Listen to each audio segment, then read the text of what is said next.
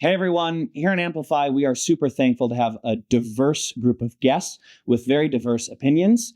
Just know that not all of their perspectives align with what we believe at Stories of Antisemitism. And with that in mind, enjoy the episode. Welcome to Amplify with Stories of Antisemitism. As always, I'm your host, Jeremy Jacobs, and as always, we're talking about things at the intersection of Israel, anti-Semitism, and the church. And today we're talking with our good friend Joel Richardson about things related to Israel, anti-Semitism, in the church. As you can see in his background there, he really loves Israel and the Jewish people. Joel, why don't you just take a second to introduce yourself? Besides the fact that you have cool glasses and a nice beard like me, what else can you say to our audience? I appreciate that, Jeremy. It's good to be on with you. And these are $4 on Amazon. So if I get about 30 of them so that I always have some nearby. You must be over the age of 40. Yeah, well over the age of 40. So just to introduce myself, as you said, I'm an author. I'm an itinerant minister. I lead tours to the Middle East. I've been committed to and passionate about the Middle East really since I came to faith in 1991. So as a very young believer, I was at church. There was a missionary there talking about the Islamic world, talking about the Muslim world. And he explained that at the time that those that were serving in the Islamic world as Christian missionaries were roughly less than half of 1% of the total, we'll say, Protestant global missionary force, whereas the Muslim world represented roughly 50% of what's called the unreached world, which is to say there's less than one gospel worker among every roughly 400,000 people. And so as a very new believer, I committed myself to the Islamic world. As I said, that was 1991.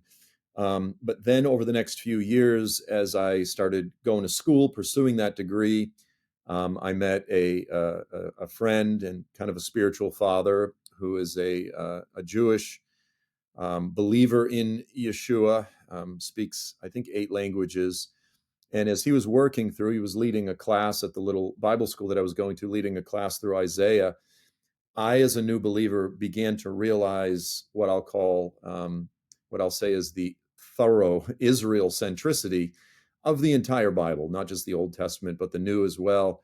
And so as I was trying to follow what I felt was this calling from God to eventually move to the Middle East, I found myself really wrestling through all of the very sort of complex theological realities throughout the Bible and throughout the earth concerning the Jewish people. I ended up spending most of 1994 in my journey in Israel. I started out on a kibbutz, and then I was backpacking around and spent, as I said, better part of the year in 1994 in Israel. And I've just, over the past 30 years, really fallen in love with not only Israel and the global Jewish community, but really, as I always say, all the peoples of the Middle East. I've spent a lot of time with the Kurds and the Arabs. It's just the part of the world that I feel most at home in, and yet I live in Kansas. I have the blessing of being able to leave my home and travel pretty regularly. And so this has been my world for the past 30 plus years, whether theologically or just being on the ground. It's always been my passion and trying to communicate concerning a lot of the complex realities that the rest of the world just kind of looks at with either interest or horror. So I think that would be a good summary of who I am. No, that's a good summary. Definitely. I remember reading, I think maybe your first book over 20 years ago about the Islamic Antichrist, and that was a riveting read. And I thought, wow, this guy is either crazy or right on the money. And I think as we talk today a little bit about the Israel-Palestine conflict and really, I guess, the ideology behind Hamas, right, which is the terrorist group that is over Gaza, and of course is an existential threat to the nation of Israel. We want to be able to kind of peel back the layers here and understand what's really driving that terrorist ideology against Israel. And so that's why we're excited to have you on. And I think that's where we want to go first, is to just kind of have you help us understand the ideology of Hamas, right? Like what drives these guys? And I think most people would say, oh yeah, it's definitely Islam or radical Islam. But if you could just help us understand that. What is it about Islam as a religion that attaches itself to a terrorist group like Hamas, and drives an innate hatred of Israel and the Jewish people? Yeah. So in order to understand Hamas, you have to obviously start with Islam. There are, a handful of key tenets of their sort of theological worldview that help us to understand Hamas. And the other thing too, which it shocks me that a lot of people don't take the time to read the, I think it's 1988 charter of Hamas.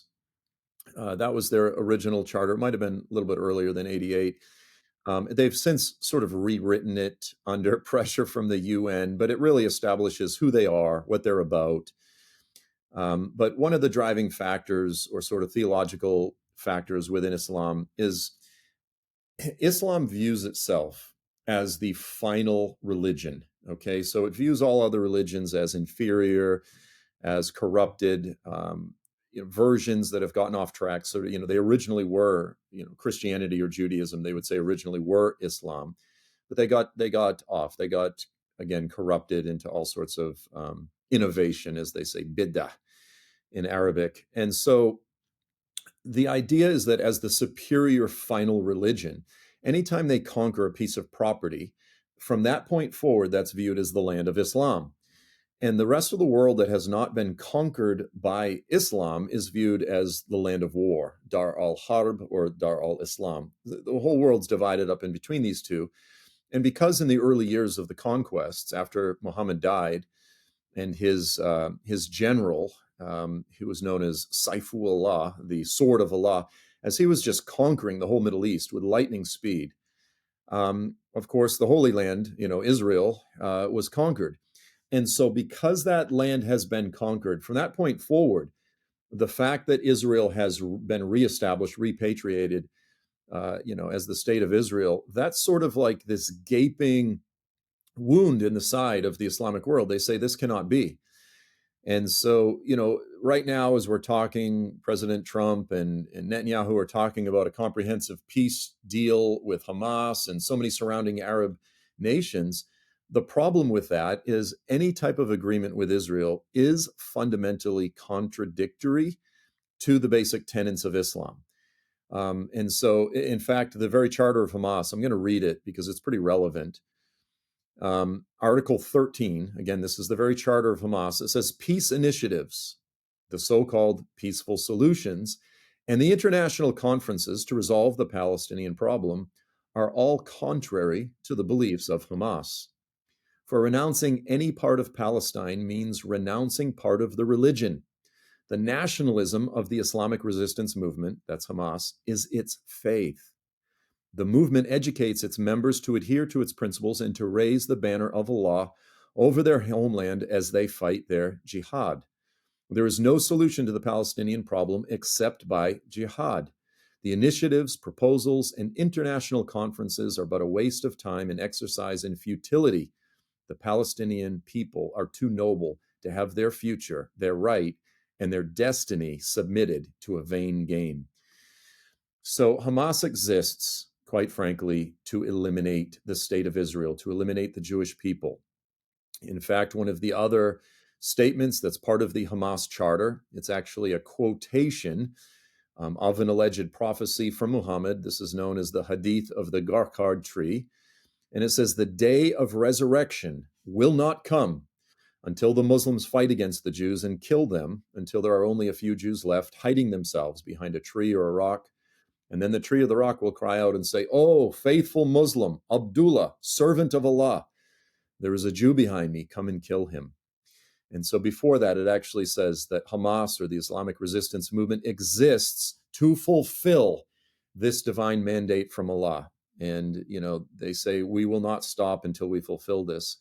So the irony today is that so much of the world believes that Israel is committing a genocide against the people in Gaza, whereas the reality is Hamas is an organization that was, I mean, not by exaggeration, not by hyperbole, their stated charter, they were founded to commit a genocide against the Jewish people, which they believe is commanded by God. And so we're not dealing with a political organization, as Tucker Carlson recently claimed. He said, I think Hamas is just a political organization. I don't know.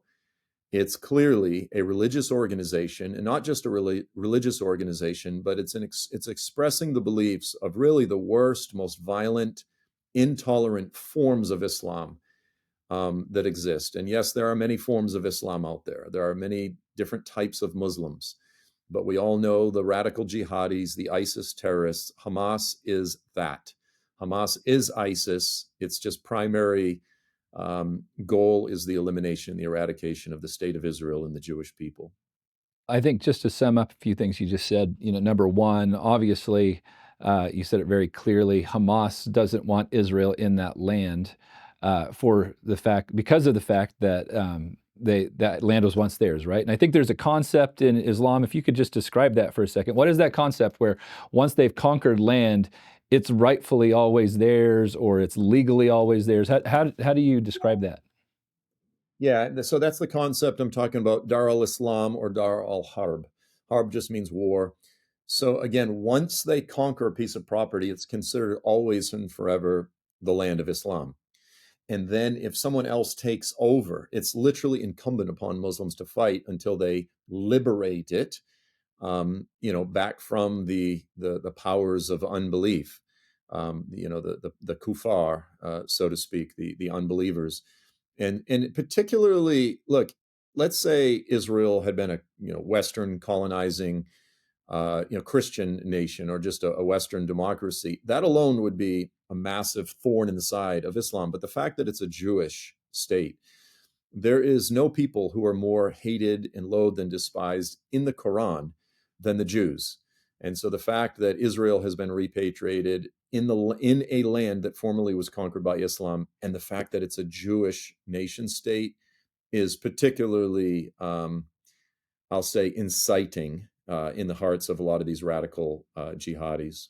Well, that was going to be my follow-up question, is whether the hatred or the animosity is just against Israel as a nation, or is it against the Jewish people? But I think you just said it. Is there anything you want to add to that? Yeah, look, I mean, there's a handful of verses in the Quran that you could quote. Surah chapter 5, verse 82, ayah 82, it says, "You will surely find the most bitter towards the believers to be Jews and polytheists." And then it says, "And the most gracious to those who call themselves Christian, because there are some who are priests and monks that are not arrogant." This guy, his name is Bill Warner. He used to kind of do the traveling circuit a bit and give lectures. Very fascinating guy. He did a real careful analysis once of the Quran. So the Quran is actually divided up between the Meccan period and the Medinian period. The Meccan period was the early part of Muhammad's career, when he was really just starting the religion, and he was trying to win converts primarily by persuasion, by using sugar. And later, when he became much more powerful, that's the Medinian period, he was far more violent, far more, totalitarian and forceful. And so they have this is worth noting. Islam has a theology which essentially says that anything in the Medinian, the latter portion of the Quran, that contradicts the earlier part of the Quran, which again is more tolerant, more peaceful, it abrogates, it overrides, it overruns the more peaceful passages. And so in the Medinian portion of the Quran, as I said, Bill Warner did this real careful statistical analysis.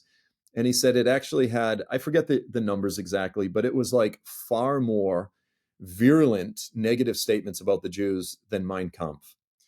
So, Adolf Hitler's magnum opus, the Quran itself, has much more venom directed toward the Jews. So when this is your holy book, and not all Muslims even know the Quran, to be clear, but when it's your holy book, and if you're familiar with the holy book, it's more unnatural for a Muslim to be familiar with the Quran and still be friendly toward Jews. It's only natural that they're going to read all these negative passages and view Jews in general in a very negative light. Yeah. Let's say that one of our viewers talks to a Muslim who's heard this podcast. I'm guessing that a Muslim, or at least some Muslims, would refute what you just said. What would be the refutation, and what would be the proper response, I should say, to that? Well, first, let me say there's a lot of Muslims that will sincerely argue and say that's not true. Islam's a religion of peace. And sometimes they'll even quote portions of the Quran, most often the Meccan portions. But the reason I say that is because in the same way that, you've got a high percentage of Christians who they don't know Christian doctrine, they don't know the Bible. They might go to church, they might call themselves Christians, but the reality is they don't even really know their own religion or their own scriptures. The same is true with Muslims. And so a lot of Muslims do believe that the Quran is peaceful. They believe Muhammad was peaceful, but they're largely not familiar with their own scriptures. Or the other option is they are a bit dishonest, especially here in the West. And I don't want to accuse anyone of being dishonest. But here's what I've personally found, Jeremy, is over the years, I would say the majority of Muslims are peaceful. You meet your Muslim neighbors, they just want someplace to raise their kids peacefully, just like everyone else does. The vast majority, I would say, I'm just throwing out a number here, let's say 3/4. If you really talk to them, and I have spent a lot of time over the years in dialogue with Muslims, and I really learned the right questions to ask. Let's say, 20%, experts usually say it's about 20% of the Muslims of the world are violent, that believe in jihad, violent jihad, and this type of thing. If that's your standard, 20%, and again, when you're dealing with 2 billion people, 20% is more than the entire population of the United States. The United States is, 325 million. You're dealing with roughly 400 million people in the earth who do believe that their religion, that God commands violent jihad to establish their religion. But here's what I found is that, again, the majority of Muslims that you meet in the United States, they're not violent. They don't want to carry out jihad. However, if that's the standard, do you want to cut off my head? Of course not. If you start asking them about Israel, if you start asking them about Jews, that's when you see the number drastically skyrocket. The percentage of Muslims who will say very nice things about Israel and Jews, it's a minority. It's a very small minority, at least anecdotally in my experience. And so this is the difficulty, is what is our definition for a Muslim who is dangerous, so to speak. Just a few weeks ago, there was a gentleman who is my neighbor who was holding a Palestinian flag literally at the end of my street. I live in a very suburban part of the Midwest. It's a very, very Jewish neighborhood. He had a Palestinian flag. I pulled over, and within a minute, he was openly screaming, "We're going to destroy every single blanking Jew. We're going to destroy every one of you." This is my neighbor. So I called the FBI and that sort of thing, and they never bothered calling me back, even though here's someone screaming terroristic threats at the end of the street. But that's always the issue. That's always the rub, is when you start talking about the state of Israel, because even if they're not familiar with the Quran, culturally speaking, unfortunately, Islam is a culture that largely is a culture that welcomes anti-Semitism. Yeah. I remember even when we first started going out to parks to engage with people, and we'd ask them questions about anti-Semitism. A few different times we talked with Muslims, and if we kept the topic on anti-Semitism and about Jewish people, they were always very favorable. If we brought up Israel, that was where things changed quite a bit, and their tone changed, their expression changed, and you could tell there was real animosity toward Israel. So we've experienced some of that as well. I think what I'd like to keep us doing is moving forward here from theological foundations of Islam to some of the historical examples that we've seen. And I'm wondering if you can comment a little bit on the Battle of Khaybar and the treaty or the covenant that was made with the Qurayshi people. Am I pronouncing Khaybar and Qurayshi correctly? Yes. Great. Yes, So talk a little bit about that, because it seems like that's a good example here of how Muslims, at least the more militant or the very religious, would seek to deal with Israel and the Jewish people. Yeah, and this is very important, again, because all Muslims look to Muhammad as the perfect human. Everything that he said, did, forbid, or condoned becomes the standard by which every Muslim is to live. He is the perfect example. And so you have this story, this famous story in the history of Islam, where, again, he was still early in his career. He was only had about 1,200 men, and he wanted to make pilgrimage to Mecca. So he was living in Medina. He had been kicked out of Mecca by the Qurayshis. The Qurayshis were the largest, most powerful tribe. In fact, he came from the Qurayshi tribe. But then when he started his new religion, there was, conflict as some of the Qurayshis were becoming Muslims. They kicked him out of Mecca. He's now living in exile in Medina, a few hundred miles away. But all of the local tribes would make pilgrimage to Mecca, to the Kaaba, or to the shrine that was there. And so as he was approaching, and when they approach, they're wearing the pilgrim clothes. That's, you see it today, just kind of the white sheet. That's to say, hey, we're not armed. We don't have any weapons. We're just making a peaceful pilgrimage. But as him and his men were making their way toward Mecca, the Qurayshi stopped them and really abused Muhammad in front of his men. Again, they viewed him as a prophet. This was a tremendous shame. And they said, where do you think you're going? He said, we're going to make pilgrimage. They said, no, you're not. But they cut a deal with him. They said, look, we're going to be nice. You can come back and make pilgrimage next year. However, we're going to enter into a treaty with you for 10 years. But it was an extremely unbalanced treaty. So basically what they said is, if any one of our people, the Qurayshis, want to convert and become a Muslim, you have to reject them and send them back to us. However, if any of one of your people, the Muslims, want to leave and come back to the Qurayshis, you have to allow them to do so. So you're not allowed to accept any converts from the Qurayshi tribe. And so it was very, very, unbalanced, one-sided negotiation, but he agreed to it.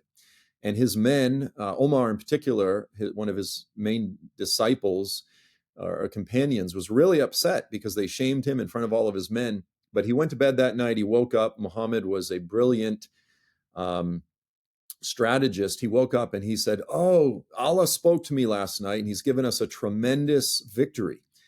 He said, from this point forward, because what he realized is that the most powerful tribe in the region had just entered into a peace treaty with him. He said, from now on, if anyone joins us when we raid or attack villages, they get a plunder, they get a portion, a percentage of the plunder or the booty and the spoil. And so over the next 2 years, they went from 1,200 people to over 10,000. And this is when they then broke the covenant, by the way. They claimed some minor infraction, and then he invaded and attacked Mecca. He defeated the Qurayshis. And so the peace treaty was off. He's really the one that broke it. Muslims will claim the Qurayshis broke it, but as I said, it was a minor infraction. So the point is this, that within Islamic history, you have the story of Muhammad making a fake peace treaty and using it until he got stronger, and then attacking and breaking the treaty. And then so the first village that he attacked after he realized this was this oasis village of Khaybar. So Khaybar's village today still exists right outside of Mecca, not too far outside of Mecca. And it was a Jewish village. And he slaughtered, I believe, my memory it's been a bit, I believe it was about 700 men. And so, as I said, his people started getting the portion of the plunder. And so they grew drastically. And there was a series of Jewish villages that they slaughtered. And so you'll hear, even with that backstory, you'll hear some of these kids or the Islamists at some of the pro-Palestinian rallies chanting. You'll hear the chant, Khayba, Khayba, Ya Yahud, Jaish Muhammad, Sa Yaud, which is, oh, you Jews, remember the battle of Khaybar. Remember the slaughter of Khaybar. The army of Muhammad is going to return. So they're calling to their memory and their attention this absolutely horrific slaughter of the Jewish village. Even today, I go to Saudi Arabia, they're still discovering Jewish artifacts in the village of Khaybar throughout the region. It was a tremendous number of Jews that lived down in Arabia. And so they'll look back to these stories and these examples of Muhammad as the model for political negotiations, even today. And so even with the current discussion concerning peace, again, with President Trump and Netanyahu, all of these stories come into play. I've heard another aspect of that Khaybar story where we had Yasser Arafat, I believe. I don't remember the year. I think 1994, I believe, in South Africa, that he was at some sort of conference or something like that, and he was asked a question because I believe he had just made concessions concerning Jerusalem, and he told those who were kind of pressing against him to remember Khaybar. Is that something that you've researched at all? Are you familiar with that? Yeah, so you're close. So they had just made the Oslo Accords. Now, what's fascinating, just part of my own personal story. So I was working down in Eilat in 1994, and I used to go just outside of the city and go for a walk up in the mountains. I mean, they're hills. Watch the sunset. The desert sunsets out there are just some of the most beautiful you can imagine. And so they were actually preparing. It was October. I believe it might have been late September, but I believe it was early October when they made the Oslo Accords. So this is amazing. I literally was sitting up in the mountains. There's a little cave that I used to go into, a very small cave, just big enough for a person to sit in and get some shade. And I would sit up there, bring my Bible and a big bottle of water and just pray. And I literally sat there as they were making the Oslo Accords. They poured kind of this big tarmac in between Israel and Jordan, kind of on the border of Jordan. And so you had King Hussein, Yasser Arafat, President Clinton, and then it was Yitzhak Rabin. And Yitzhak Rabin. And so, I mean, obviously, I was a couple miles away up in the mountain, but I was up there praying when they made the Oslo Accords. And so it was only a couple weeks later that he was in this he was at this conference in Joburg, and he didn't mention Khaybar. He mentioned the Treaty of Hudaybiyah. So when Muhammad made the treaty with the Qurayshis, that's known as the Treaty of Hudaybiyah. So what he said was in English, Arafat was praising the Oslo Accords. I mean, the Israelis were so excited. And then he gets up in Arabic and he says, listen, everyone, like wink, wink. This is going to be just like the Treaty of Hudaybiyah. In other words, we're not sincere. This is not real. We're going to break it. When we're stronger, then we'll break the treaty. And so those on the Israeli left in particular that really trusted that he was sincere in making this sort of agreement, the Oslo Accords, they felt so betrayed. But it was literally within weeks after making the Oslo Accord that this statement came out that it was not sincere at all. And then, of course, they still met on the White House lawn. I'm not sure how much later, and had all of the formal handshakes and this sort of thing. But this is important. Anybody who's involved in any type of diplomacy in the Middle East, they need to understand the Treaty of Hudaybiyah and how Muslims view it. Again, in the same way that Hamas mentions in their very charter that, peace treaties, all these conferences, it's just a waste of time. It's nonsense. They'll agree to it if it gives them the opportunity to sort of stock up and reload and prepare themselves for the next wing of the battle. So you've given us a couple of examples here of deception being okay within Islam. I believe there's a tenet of Islam or a value within Islam for something called taqiyya. Am I pronouncing that correctly? Taqiyya, yeah. So talk about taqiyya and deception, and is that something standard that we should expect from our Muslim friends or Muslim neighbors? How do we understand that? So I want to be real careful here because, again, I don't want to indict every Muslim. Taqiyya it's really technically more of a Shia doctrine. So you've got 15% of the Islamic world are Shia Muslims. Taqiyya is really more of a Shia doctrine. However, the concept of lying, there's numerous stories in the history of Islam where, for example, one guy, I can't remember his name off the top of my head, he says to Muhammad, he says, hey, like, I have family and I have wealth in this particular area, but in order to go there, I have to pretend like I'm not a Muslim. I have to lie. And Muhammad said, hey, as long as your conscience is clear, as long as you know in your heart you're a Muslim, don't worry about it. Go lie, do what you have to do to go get your family and your treasure. And so the concept of basically lying, especially to unbelievers, in order to, sort of for the greater good.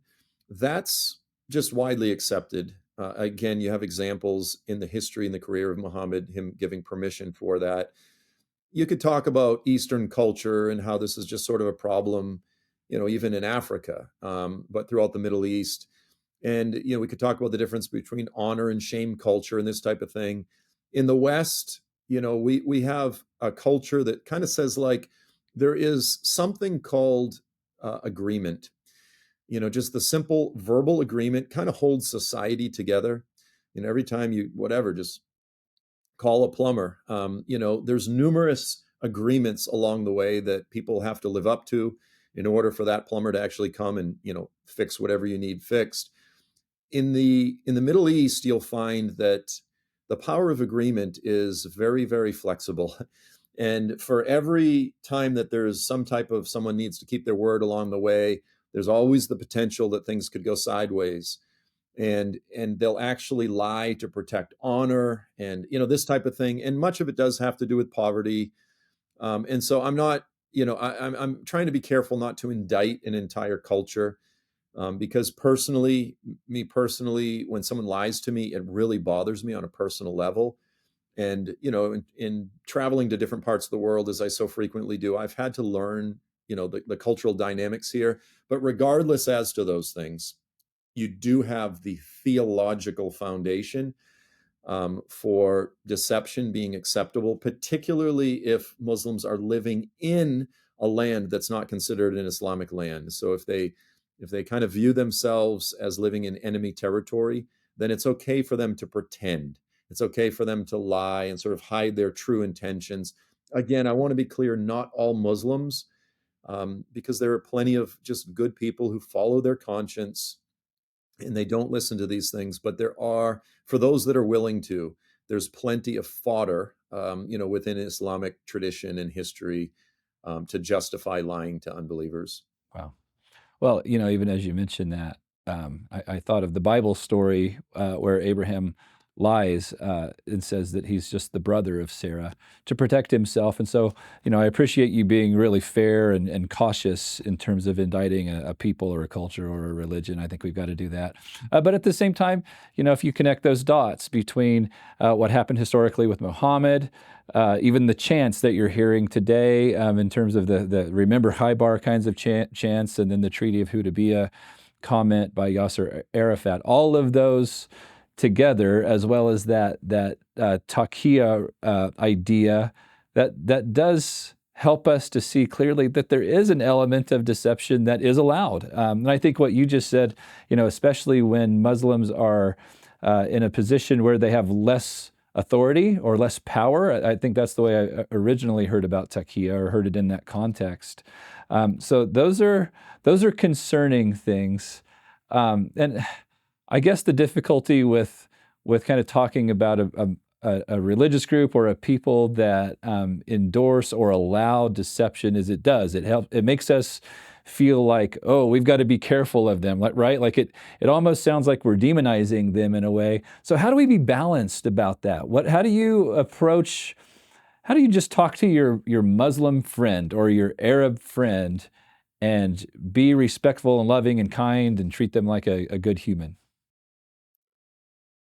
And this is so important because one of the fundamental foundational, first tenets of my Christian faith is to be a good neighbor. And as an American, we have, as part of our Constitution, the freedom of religion.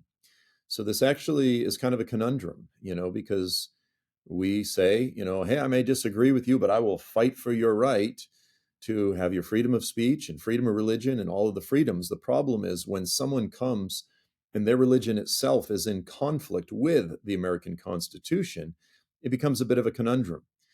And so, look, in all of life, we have to be careful about who we trust, and we have to learn how to ask the right questions. And there is valid reasons. There's validity to having suspicion. When Muslims come to the United States and they're a minority, it's generally not an issue. But as we are seeing now in areas like up in Detroit, in some of the suburbs that are, 50% Muslim, there was a video that was just floating around on social media just recently where a gentleman went to a city council meeting and he was just opposing naming a particular street after this um, historical Muslim martyr who he argued was not someone that we would want to name a street after. That he was not an example that we would ever want to emulate. And just going to the town hall meeting, he was yelled at by the mayor who said, "You, sir, are an Islamophobe, and I do not want you living in our city. Like, get out of our city." And so we're starting to see, pockets of people establishing Islamic law and practicing Islamic law. We're seeing numerous imams, leaders in the Muslim community, openly saying that they're going to take over the United States. Now, again, I want to be clear, that's not the majority of Muslims, but there are plenty who do believe that. And I would say it's probably a higher percentage than those that would, admit it publicly. So it's okay to be suspicious. That does not mean you're being a bad neighbor. Being a good neighbor means you give people the benefit of the doubt. You ask them questions. You don't assume that they are the worst right out of the gate, but there are very just logical, legitimate reasons. And let me just say this, because this is such a sensitive topic today. A high percentage of the Constitution is founded upon the Tanakh. It's founded upon the Jewish scriptures, the Torah. And, of course, then they appeal to other aspects of classical Greek philosophy and Roman philosophy and this sort of thing. But the greatest percentage is really grounded in the Bible itself. And so we value things like equality and liberty. So in the United States, if a woman is raped, if a woman goes to court, her testimony is obviously just as valid as a man's. Within Islamic law, the testimony of a woman in court is only half as good as a man's. If a woman is raped in Islam, there has to be 2 male witnesses. And this is a very strange detail, but they have to have actually witnessed the penetration itself, which I cannot imagine a scenario in which 2 male witnesses could witness the penetration and then didn't do anything about it, but they're willing to testify in court. But here's the thing, 2 men or 4 females. Literally, someone cannot be, according to Islamic law, someone cannot be charged with rape unless 2 men or 4 females saw this. Now, in the United States, it wouldn't be 4 females. It would just be 2 humans. I mean, it would just be 1 human would be enough. And so we can look at something like this and we can say the value systems enshrined in the American Constitution are superior to Islamic law. They are morally superior. Now, this scares people. When we use the word superior, we're just trained, almost like our minds automatically hear racial superiority. We've been so brainwashed by moral and cultural relativity that we recoil when we hear something superior, but it's a fact.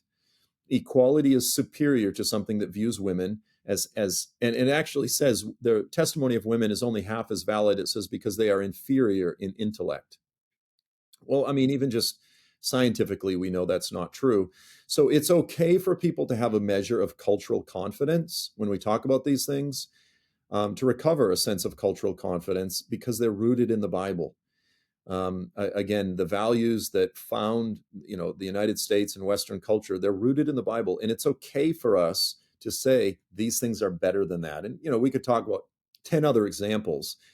But this is really what we're dealing with in the United States right now, where people are going to have to, on one hand, be good neighbors and be good Americans, while also acknowledging some of the very, very difficult realities and the conundrum that happens when a high percentage of people immigrate to the United States whose religion and values are actually in conflict with the founding values of the United States. Yeah, what you just described, I think there's a number of Americans who are looking for an enemy, looking for someone to blame, and of course, what we see with modern anti-Zionism and or anti-Semitism is kind of this marriage of left-leaning politics and Islam, right? And we see it in the groups of people that are protesting. We see it in the groups of people who kind of are making alliances politically, and that's scary. Any thoughts on that before we move on to the next topic? Well, it's funny because right now, with the explosion of anti-Semitism in the United States, it's very common. In fact, I just saw this minister, Christian minister, his name's Joel Webben. And so he's talking about Oracle buying TikTok, and the CEO of Oracle is a Jew. And so he actually made a post and he said, I would far rather China owns TikTok than Israel. So the idea is if any Jew in the world has any, role in controlling a social media platform, Israel controls it. But this is just an example where people are saying, I would rather China than Israel. And so similarly, we have this legitimate problem in the United States of Muslim communities emerging as starting to look scary, threatening to take over the country and establishing their own little burgs where Islamic law is practiced. And rather than being concerned with that, 99% of the attention is all directed toward the Jews that have been Americans forever, that are contribute to the United States in every way imaginable. And I'm not saying Muslims don't, but rather than looking to people who are literally openly saying, we want to take over the country, they're pointing to Jews. And so it brings up, I've got a stack of books here, A Convenient Hatred. This is numerous books that I have, that deal with the history of anti-Semitism. And blaming the Jews always has been just the most convenient thing. When people become insecure, when the future of the country is insecure, it's very easy to blame this minority people and blame everything on them. And it has happened so many times throughout history, and it's terrifying that it's happening right now. But it's also the cognitive dissonance. It's terrifying because you go, like, we literally do have problems in the United States that need to be addressed. And rather than addressing them, even those on the right now, many of those on the right are pointing the finger at the Jews. And it's I would actually say it's a spiritual sickness. It's actually it's more than just a social dynamic. There's actually a spiritual reality here that is causing this. Yeah. Well, going back to that phrase, convenient hatred, I think the groundwork we've kind of already laid is that it's not just convenience, it's religious, right? This hatred that's coming out of Islam or from Muslims, but not all Muslims, just to be clear and to be fair. But then, if you look at history, we did have some Western colonization that did play a role, actually, in causing Muslims to not only not like the West, but also that galvanized some anti-Semitic or some anti-Israel sentiment as well. Can you talk a little bit about that? So, I'm going to say I'm pretty conservative, so I'm going to lean toward saying that this complaint is a bit overblown. The modern sort of Marxist indoctrination in most of the universities is the greatest evil in the history of the world is colonization. So the Western colonizing powers in last century and even previously pretty arbitrarily broke the Middle East up into these various nation states. Not completely arbitrarily, but in some cases they really messed up. In the case of the Kurds, for example, who were not given a homeland, whereas they clearly should have been. And so as a result of this, the Western colonizing powers breaking up the Middle East, we also played a very significant role in sort of propping up these various dictators, these autocrats. It used to be the Assad family, Hafiz al-Assad, and then Bashar al-Assad in Syria. And then you had,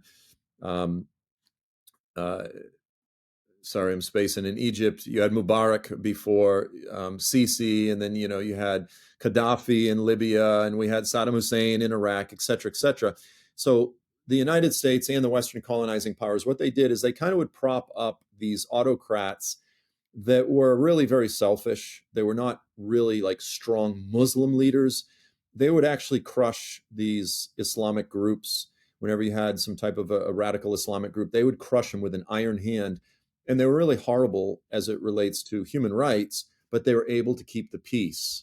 Okay, so this is kind of how the United States with the CIA and all of their intelligence agencies, they tried to sort of control the Middle East.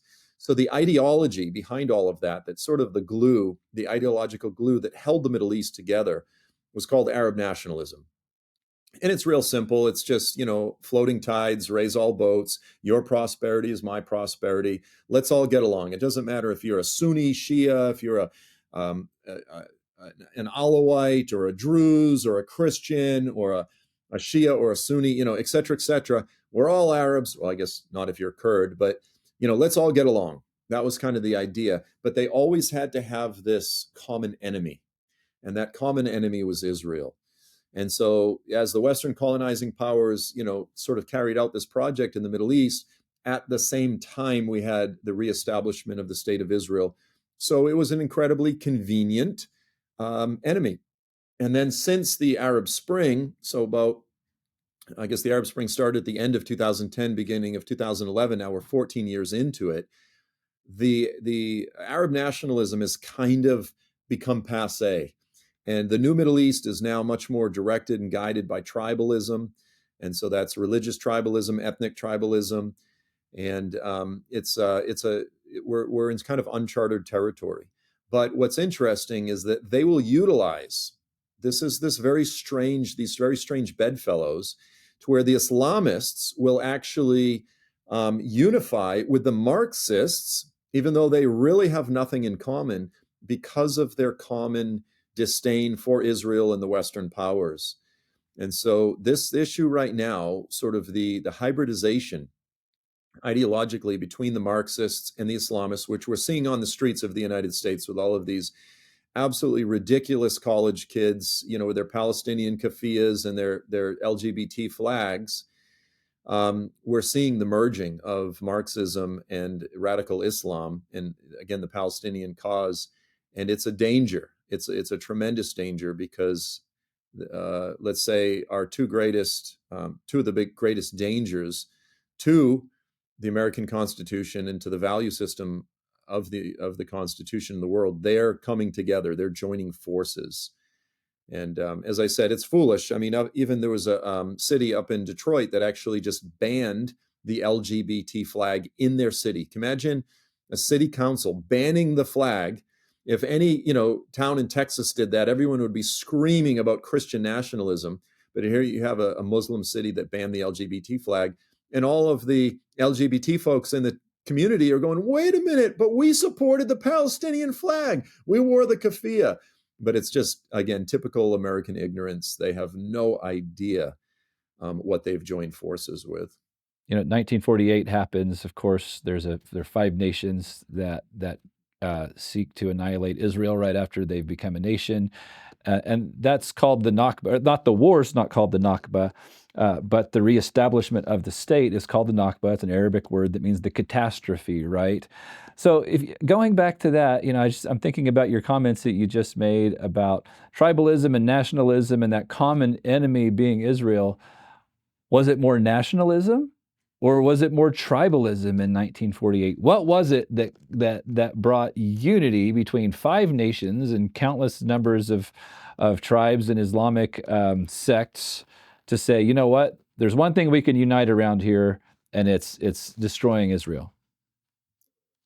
So in 1948, again, the unifying glue throughout the Middle East was much more Arab nationalism. Islam was kind of waning. You had the Muslim Brotherhood around the turn of the century, early part of the century, that came up out of Egypt.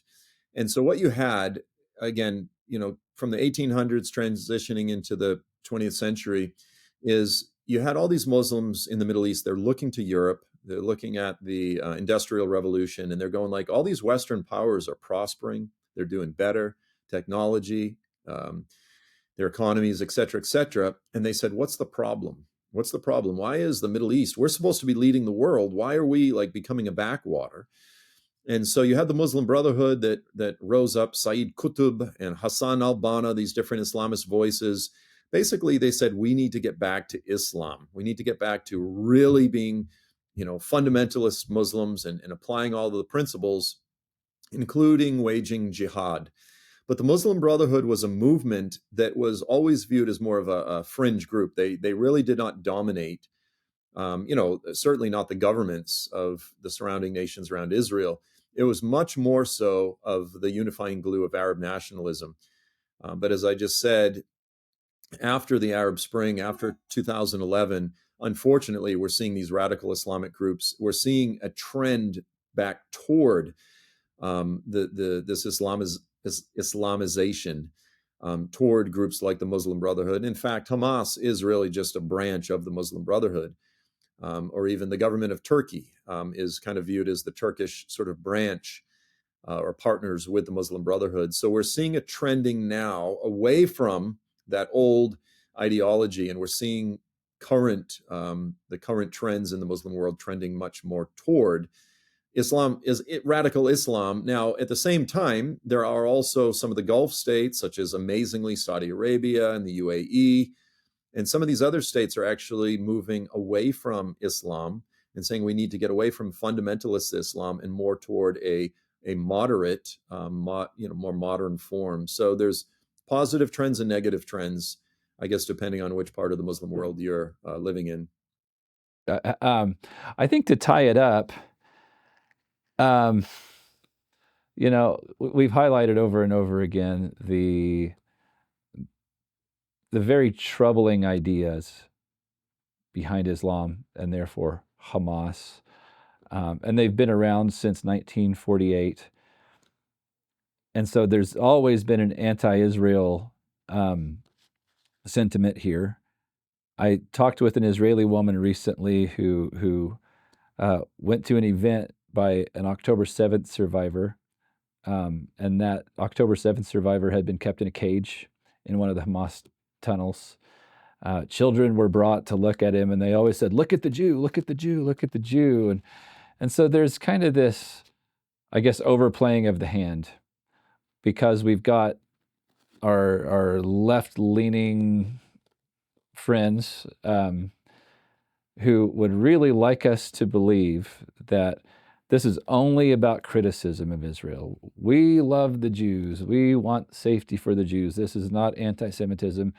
We're not anti-Semitic. Tie those two things together if you can. And let me clarify, where we have left-leaning people saying these are two separate issues. This is not anti-Semitism. How can we help people see these two things connect together? They may even be one and the same. What October 7th has done is it's removed the mask and it's destroyed all of the pretense. When people say, I'm not anti-Semitic, I'm only anti-Zionist. I'm sure there are some people for whom that's true, but the reality is it's nonsense. Zionism in its most basic form is simply the belief that Israel has the right to exist. It has the right to self-determination, has the right to defend itself, just like every other nation in the world. And if anyone says they don't, then they are racist. I mean, it really boils down to that. But as it relates to October 7th, I just like to remind everyone, because right now everyone will say, I have no problem with Jews. I have a problem with, they'll say, the government of Israel, because I think that the October 7th war has been disproportionate, the number of people that have been killed, and I don't agree with what Israel did. Here's a point that very few people have considered. The slaughter happened. I mean, the attack happened on October 7th. It was it was the worst national trauma that Israel has ever experienced, because it was so brutal. It was so inhuman, the things that they did, the way they carried it out, right? On October 9th, London, New York City, major global capitals throughout the earth were filled not with 500, not with 2,000, but with hundreds of thousands of people. And they were protesting against Israel. So the reality is, it's easy 2 years later to say, oh, well, I disagree with Israel's response. They had made up their minds before Israel even began to form and formulate their responses. On October 9th, they had already determined, we stand against whatever Israel is going to choose to do. And so people can pretend, they can put on masks and say, oh, well, it's really just, I'm a humanitarian. I care about all of these poor, innocent Palestinians. That's nonsense. Again, it was determined a day after October 7th what the response would be. No matter what Israel did, There would be people in the streets protesting, saying it's been disproportionate, et cetera, et cetera. It's the same old game over and over and over again. And yes, again, I always want to be clear, there's plenty of people that don't fall into this category, but the masks are off at this point. The barbarism, for them to parade around what they did to the Bebis kids. They murdered those innocent little babies. For them to parade one of the recent prisoners who's emaciated like a Holocaust survivor, and to mentally torture him, to make him, take video of him as he's digging his own grave. These are beyond war crimes. And the hypocrisy of the nations right now is on full display as everyone got up and walked out of the UN speech for Netanyahu the other day. The world is going to have to face the judgment of God. The day is going to come when the world will stand before the creator of all things and the God of Israel. And they're going to give an account for the way they treated Israel as the Jew in their midst. And it has not been just. It's not been fair. It's not been consistent. They've literally partnered with barbarians. And I'm not, again, I want to be clear, I'm not saying everyone, but the masks are off at this point. And the hypocrisy and the double standards have been on full display. Like either you're a human or you're not. But you can't say that I'm a human and I don't support Israel in light of what they've gone through, in the efforts that they've taken to try to litigate this war, which is a nearly impossible war to litigate when Hamas has turned that entire Gaza Strip into a giant bunker. They cannot eliminate these terrorists unless they cause collateral damage to buildings and property and families. And Hamas, this was all by design. It was all by design. You're dealing with a people who do value life, who do value human life, versus a people who are happy to sacrifice their own people in order to make Jews look bad. And it's just, it's not even anymore. It's not even worth trying to see the good on the other side. Again, we always want to do that, but this thing is so lopsided in terms of just the moral, the immorality of one side versus the moral efforts on the other side, that it's not even worth trying to say that both sides are the same here. It's not even close. Yeah, agreed. I mean, maybe the thing that's helpful to add in there, and I know that you think this, but I'll just throw in for the sake of the podcast and listeners, obviously, whether you're Christians or Jews or whoever you are, obviously there's compassion felt for the sheer loss of life on the Palestinian side. But you're right, this is not, there's no moral equivocation here between Hamas and Israel, and anyone who would say differently is not representing biblical morality. Listen, everyone has compassion for the Palestinian child. The Palestinian child is just as precious in the eyes of God as the Jewish child.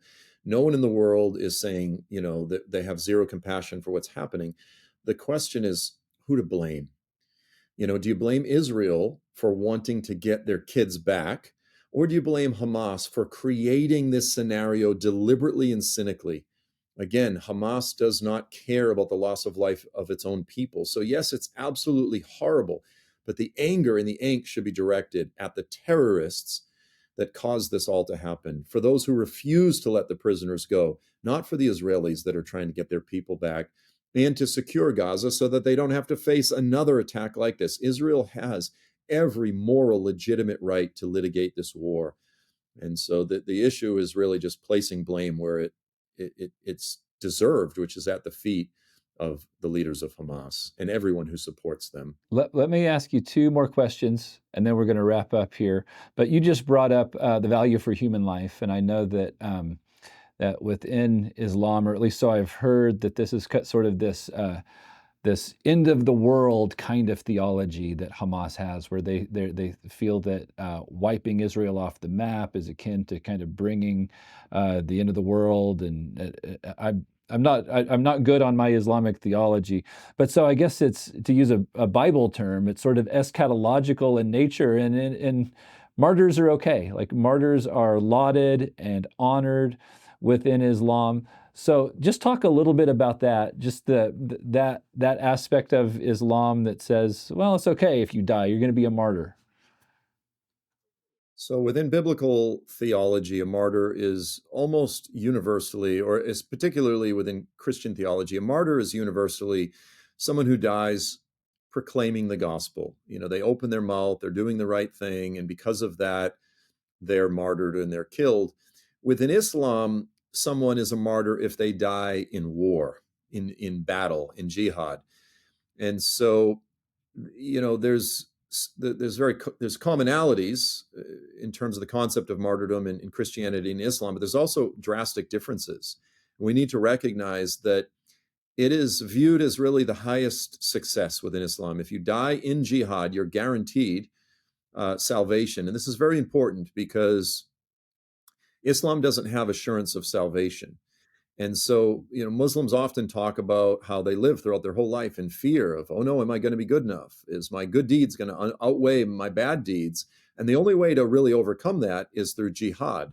And so oftentimes these young kids, they get recruited by these older jihadis to carry out a suicide bombing or this sort of thing. And so not only do they believe that they're instantly going to be guaranteed a place in paradise and the 72 virgins and all that, but then their family will be honored. Their family will be honored. In fact, the Palestinian Authority was using the pay to slay, which is that if someone died in a jihad operation, the government would actually pay their family, make sure their family was well taken care of. And so this is absolutely horrible to think that a government would pay for someone to carry out a jihad, a suicide, bombing in Israel, and then that family would be taken care of and honored. And this is, you could say, it's theological, it's cultural, but absolutely within Palestinian society, this is real. And that's an evil from the pit of hell, because they're always going to recruit the most vulnerable young kids. And you notice that it's never the older leaders that are carrying out the suicide missions. Okay, last question. You're a Christian speaker, you're an author, you go around, you speak at churches predominantly. What's your message right now? What's your call to action to Christians in light of all that's happening regarding Israel, Islam, Hamas, rising anti-Semitism? My message right now, look, there's plenty of things that could be emphasized, but my heart has really been upset because of the rise of anti-Semitism on the right. Among those that were former darlings of the right, Candace Owens, Tucker Carlson, and Tucker Carlson absolutely has gone off the cliff of anti-Semitism. Now, a prophet or a prophetic voice is most often going to criticize their own team. It's the easiest thing in the world to just sit there and point to the left and talk about the Marxists and the left, as someone who, I'm really a libertarian, but I'm more conservative. So as a conservative, someone who's more on the right, I view, my voice as being more powerful if I'm criticizing the right. And so to see the explosion of anti-Semitism, like the oldest hatred that's been repeated so many times, and to see the bad theology in the church that's empowering these false ideas, to see the explosion of it on social media, this is my biggest concern right now. We've always seen it on the left. We've always seen some that were given over to hatred of Jews and so forth. To see it now on the right is terrifying. It's absolutely terrifying. And so really trying to inoculate, if you will, the church to falling into this trap by teaching proper biblical doctrine, teaching people what the Bible actually does say about Israel. That's really my biggest focus right now. As far as Islam, you have to learn how to pick your battles. There are certain things that you can control and speak to. And I've been speaking about radical Islam, as you said, for over 20 years. But right now, my focus is on waking the church up to this very ancient evil that's once again rearing its head, including in the church. This is my biggest concern and the thing that keeps me up at night. Joel, thanks for being on this episode with us. I think this has been really deep conversation, very enlightening for a lot of our listeners. And of course, for our listeners, we just want to say like and share and help us spread the word about Amplify. We want others, whether they're Christians or Jews, to come join in and tune in with us. So Joel, again, thank you. And we'll see you next time on the next episode of Amplify.